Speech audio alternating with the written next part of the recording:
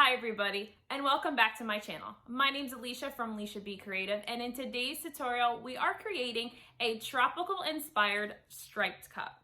So we're going to be using a few new things in today's tutorial, some clear cast vinyl, as well as some bling rhinestones that are absolutely gorgeous in color. So of course, everything I talk about in today's tutorial will be listed and linked in the description below. If you have any questions, feel free to leave those in the comment section and I'll be happy to respond to all your questions. If you can't catch me there, feel free to reach out to me on Facebook, Instagram, and TikTok, or hop on over to my brand new Facebook group, LBC Community, where I do live tutorials, giveaways, and we just have a lot of fun if you are in that crafty niche, or if you just love all things crafts. All right. I feel like that's enough. I can't wait to get started on this cup, so let's go ahead and jump right in.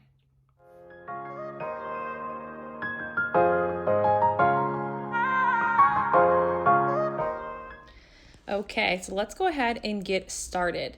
So I have a 24-ounce plump from the Steel Magnolia. I've already prepped and sanded my cup, so just sanded it, washed it with just dish soap and water, and then spray painted it with a flat white spray paint.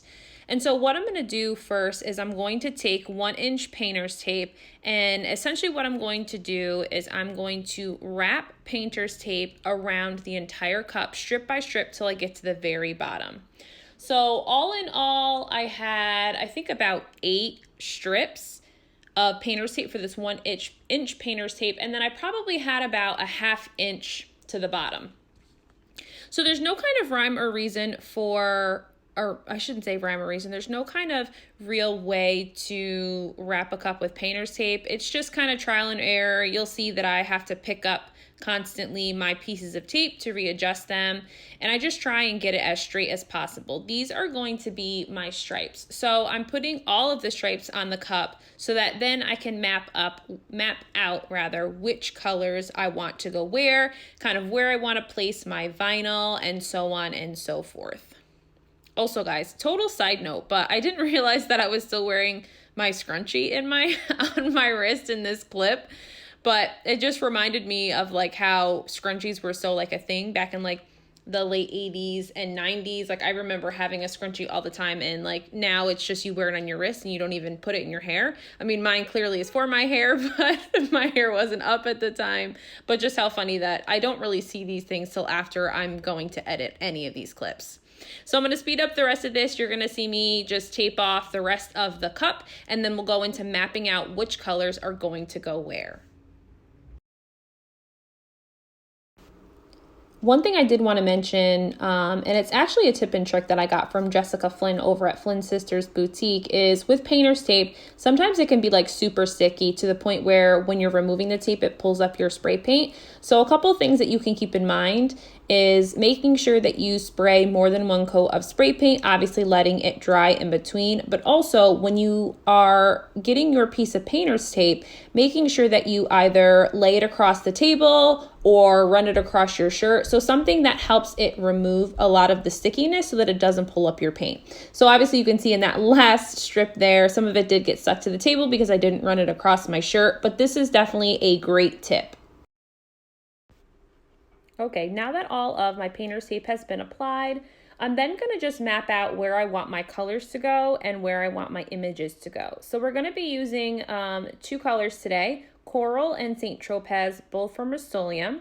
And then the vinyl that we're using is actually a clear cast vinyl, and I purchased it from Crafty Thriving, and it's different from traditional vinyls because typically traditional vinyls that you buy from like Vindy's or, you know, from the store, or from other Etsy shops, they're typically printed on like a white base. This is a clear cast vinyl, so when you use these over like a glittered base, because it's transparent, you can actually see that glitter underneath, which I absolutely love.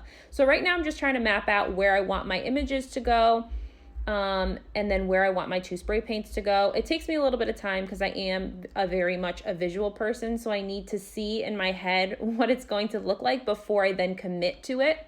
So now you're going to see I'm going to remove 2 of the strips on the cup that are meant to be blue. So we're using the St. Tropez color first, and I'm also going to spray paint the bottom the St. Tropez color as well.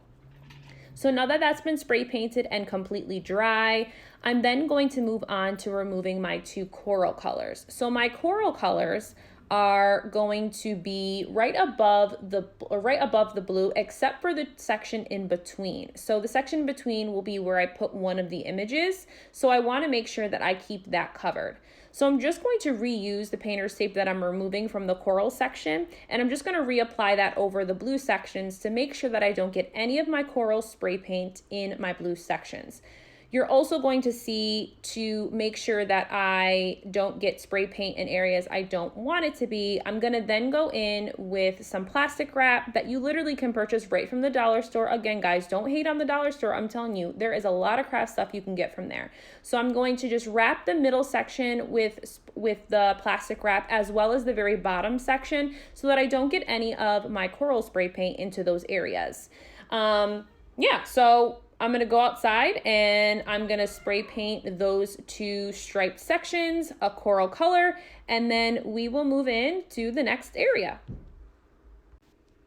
Okay, so everything has been spray painted, and now I'm just removing both the plastic wrap and all of the tape. And I wanted to show you this section right here. So this is my middle section, which is supposed to be completely white.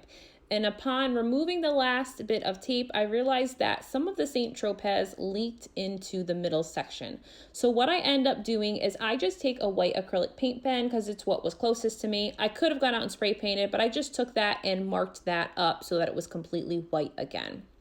So now that we have kind of fixed that, you can still kind of faintly see that, but you won't be able to see that once we get this under epoxy. So what I have here is 30 mLs of Aluminite's Quick Coat. This is my go-to fast setting epoxy. And what I'm gonna do is we are going to use Nookie from Peachy Olive Glitters. Again, one of my favorite glitters ever to use. It goes awesome and great in any layer of epoxy, especially when you just need to add a little bit of sparkle. So I'm putting Nookie directly into my epoxy. And how do I determine how much glitter I need? I really just eyeball it, if you will. You can always add more glitter, but you can't take away. So my rule of thumb is, kind of putting a mound, if you will, that kind of covers the top of the epoxy, and then mixing in. And then if I need to add more, I can always add more, but I don't want my epoxy to be too thick and too clumpy. I still want it to be pretty runny. That way I don't have any issues applying my glittered epoxy to my cup. So I'm going to speed up this section, but I'm going to apply almost all 30 mLs to the cup. I probably used all of about 20 to 25. I did have a little bit left, and I didn't want to overload it too much. So I just put that kind of coat on about 25 mLs to play it safe, and then just poured the rest of my epoxy into a nearby mold.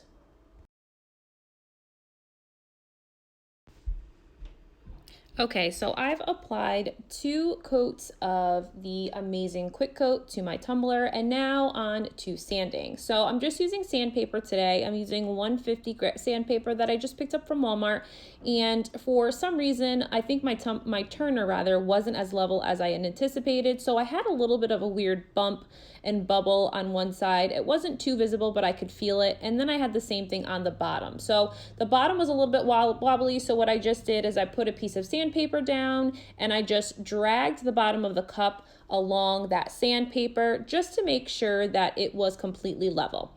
So here's my oh crap moment, if you will. So upon sanding the bottom, I sanded too far and sanded down to the stainless steel. So I'm going to show you a super quick trick. And again, I only put 2 coats of epoxy. I very well could have put 3 coats, but I wanted to get this cup done. I really wanted to see what it looked like, so I was getting a little impatient, but I am going to show you just how you can fix that mistake as well. So I'm going to finish up sanding the rim, and then I will go ahead and take it inside to wash it and dry it. Okay, so now to fix the bottom. So what I'm going to do is I'm going to take my St. Tropez and just a little cup that I have, and I'm going to spray just a little bit of the spray paint into the cup. Then I'm just gonna take a soft paintbrush and I'm literally just gonna paint over the stainless steel. Now, I could have just taped off the bottom and repainted the entire bottom, the St. Tropez, but because I did a glitter layer, I didn't want it to disturb the fluidity of the glitter, even though I knew I was gonna be adding more glitter to my subsequent epoxy layers. I just didn't want it to look odd or out of place. So just choosing to paint over it, because it was such a small section, you wouldn't really notice that there wasn't any glitter there. And I knew that the glitter layer that I was going to do in my next coats of epoxy would definitely cover up any of that plain St. Tropez color.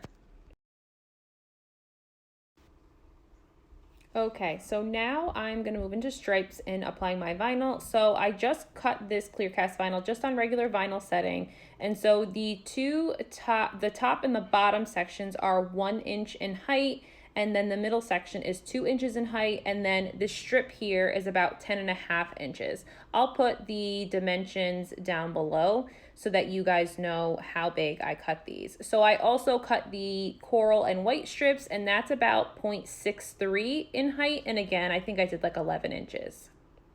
All right, so I'm going to then apply my clear cast vinyl first to my white sections before I apply the other 2 strips.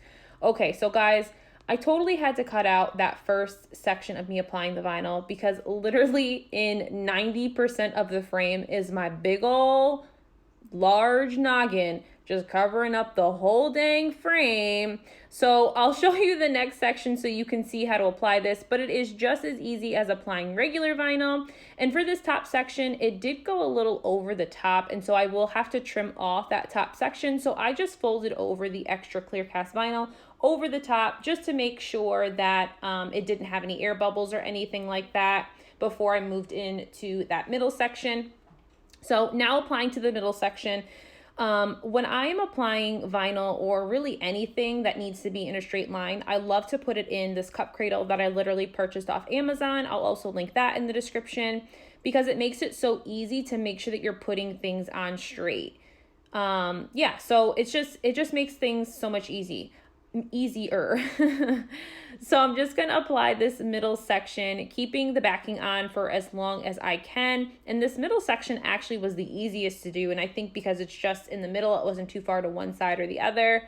And it just applying it right directly to the cup. If at any point I felt like there was an air bubble or a wrinkle or something, it was very easy for me to just lift that vinyl back up and place it back down. It is a pretty strong vinyl. I didn't have any issues with applying it or feel like I was going to rip it or tear it when I was applying it. So I'm gonna go all the way around the cup with this middle section. There is quite a bit of overlap, so I'm gonna cut off the overlap with a pair of scissors, and then I'm gonna go in with my craft knife and just slightly over the overlap, I'll cut that excess clear cast vinyl.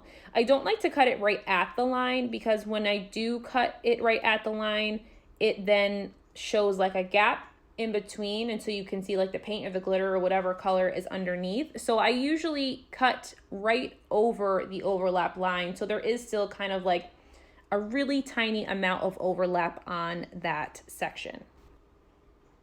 Okay, so I skipped the third section because it's exactly like the middle. If you have specific questions, please feel free to let me know in the comments and I can do a more in-depth tutorial about doing like full wrap cups.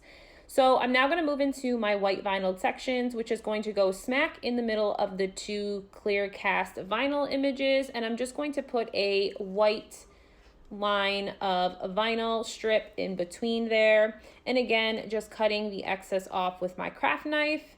So I then am going to go in with my coral as well. I originally wasn't going to add the coral strips until after another layer of epoxy, but because I'm going to be adding rhinestones to this, it wasn't going to matter if you were going to be able to see any of the creases in the vinyl on the coral sections because it's going to be covered up with the rhinestones anyway. So I just decided to do it all in one shot, get all the vinyl placed at the same time.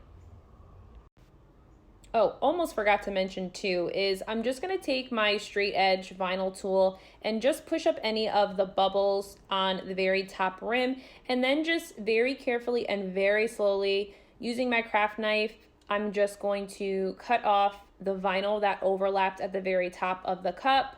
I am just going very slow as I go around the cup because I want to make sure that I don't cut too far on the vinyl and that there isn't any tears in the vinyl up top. So now I'll move into the coral sections just to put the vinyl on those. And so we will skip to the section of applying the rhinestones because again, the coral sections are just like the white sections. So I applied the 4 coral stripes to the cup, and now we'll do 2 coats of epoxy so we can move into rhinestones. Okay, so I've put 2 final coats of epoxy, just some regular Aluminite Amazing Clear Cast with UV protection.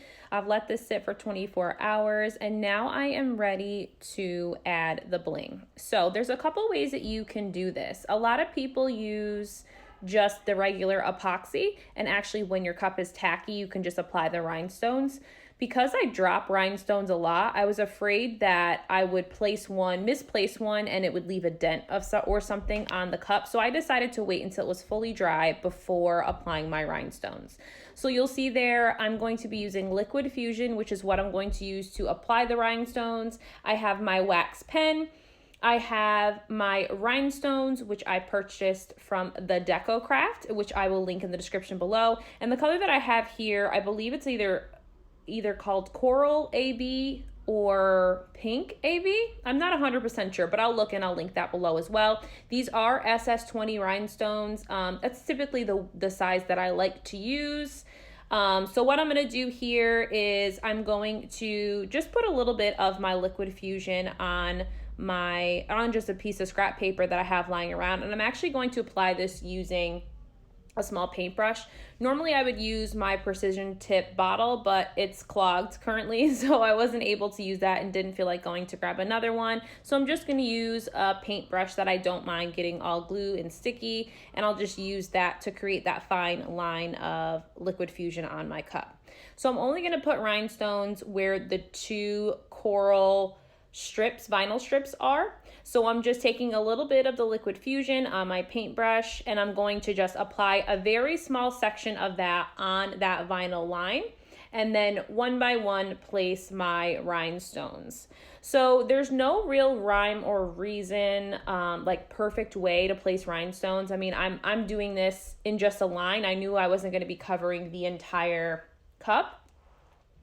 So just making sure, my biggest tips would be just making sure that your rhinestones are straight and that you are applying just in small sections of the glue, because what does happen is the glue does sometimes dry very fast if you don't put a thick enough coat on. And obviously you want it to still be sticky, but you don't want your rhinestones to be sliding all over, if you will. A little bit of slide is good, but obviously just be careful when you're placing them, because the worst thing that could happen obviously is that you place your rhinestone and it ends up halfway down the cup and not in the place that you meant to place it. So I'm just going to speed through this. It took me probably 15 minutes. And again, it was me being very particular and just making sure that I was making my rhinestones very close together, that they were right up against each other, and just making sure that I was taking my time and getting enough glue. That way there's no reason that the rhinestones should come off with gentle hand washing. And of course, as always, I absolutely love and am so pleased with how this cup turned out. It definitely will be one of the harder cups to let go, but I do know that whoever purchases it will certainly absolutely love it.